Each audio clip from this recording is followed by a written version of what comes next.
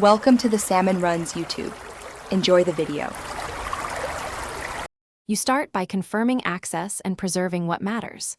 Sign in using your password and any two-step verification method, because deletion requires proof of ownership.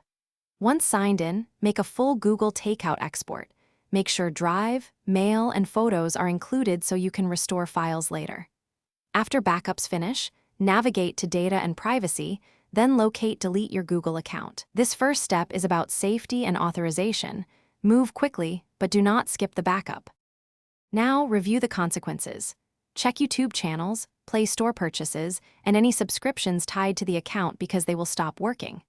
Next, examine the list of data and third-party apps that will lose access. Revoke or transfer critical services first. Then follow the deletion flow. Re-enter your password when prompted.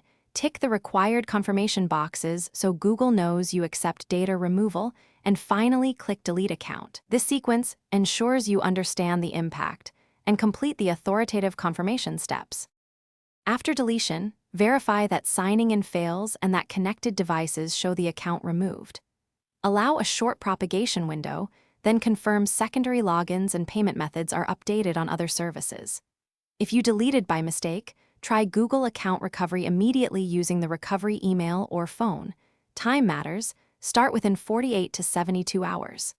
If issues persist, clear your browser cache, try a different device or network, and use the account recovery tool.